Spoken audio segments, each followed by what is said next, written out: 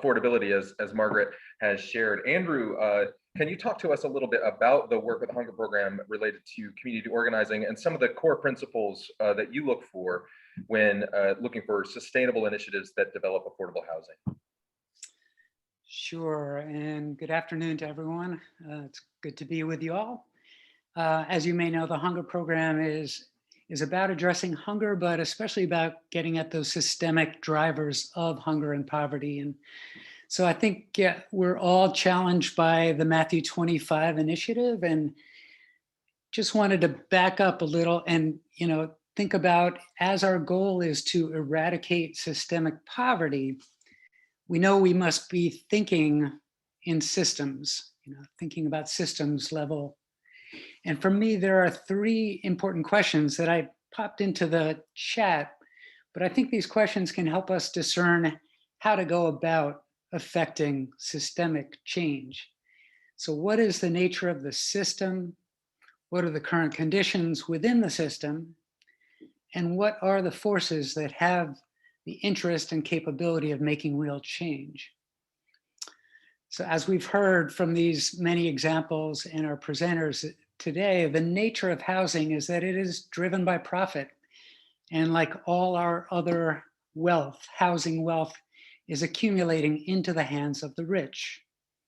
Equitable housing access has been impeded by racist and discriminatory policies over decades.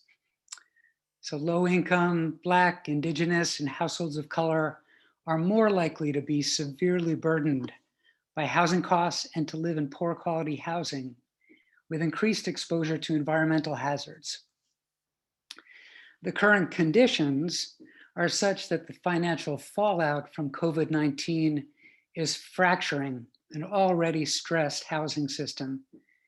And we as Presbyterians, as Christians that care about justice, we must work to create housing solutions that center equity, combat displacement, and ensure environmental justice.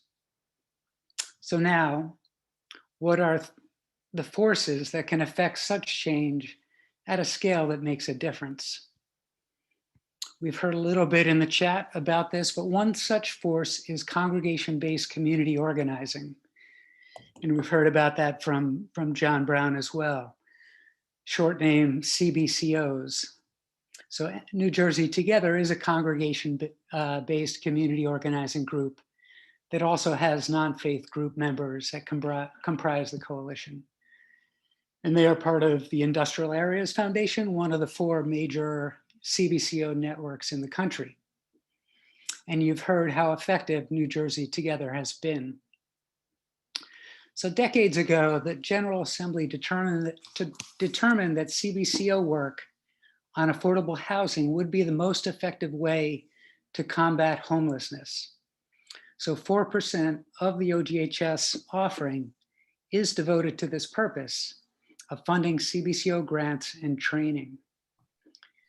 The Presbyterian CBCO program is run by the Hunger Program, and we provide right now about $100,000 annually in grants to these coalitions around the US.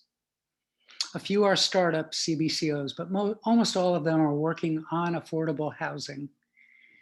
And PHP is one of the top funders of CBCOs in the US. So as we've heard, these coalitions are made up of congregations from Christian faiths as well as from many other faiths, Muslim, Jewish, Buddhist, and other nonprofit groups as well. And they are intergenerational, diverse, and highly effective in getting government to invest in affordable housing. So in Richmond, Virginia, the CBCO there is called Richmonders Involved to Strengthen Our Communities. And they recently succeeded in getting the mayor to allocate $6 million from the city's CARES Act allocation to emergency rental assistance. In DC, the Washington Interfaith Network, WIN, they just had their groundbreaking in 2020 for Temple Courts with 504 affordable housing units out of 750, along with another 149 affordable housing units at Spring Road, highly Black populated areas of DC. So previous victories that they've had made this possible by increasing the 3 major housing funds to at least $300 million per year. New York Avenue Presbyterian Church is part of the WIN coalition. And these coalitions can affect change in other major ways as well.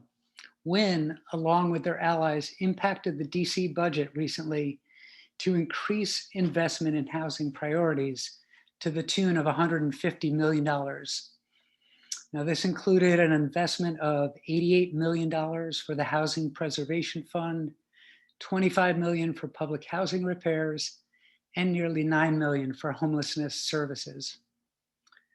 So Presbyterian churches around the country have joined these CBCO coalitions to address the systems that perpetuate poverty and homelessness. These are living examples of Matthew 25 in action, and your congregation may be able to join in this work. If your city has a CBCO, you can join it. And if not, you can support CBCOs around the country by donating to the Presbyterian Hunger Program and One Great Hour of Sharing. So just in closing, with that little summary of what CBCOs are doing, I think it is especially critical, especially for a predominantly white church, as white people, that we learn this history that has shaped both land and housing in our country. As we've heard, the housing system has been deeply shaped by white supremacy and discriminatory practices. And yet the particular expressions of this in each area may be unique. So we begin by asking good questions. Like, what are the particular features in your area? How is housing affected by race, immigration status, class, and so on? Has your congregation or its members benefited or lost or changed as a result of this history? And finally, we can learn more about how the doctrine of discovery and redlining may have played into our particular histories. And each of us, including myself, must have the courage to continue to ask questions that may be inconvenient or uncomfortable. And generally, we must get used to just being uncomfortable as we dismantle racism and systemic poverty.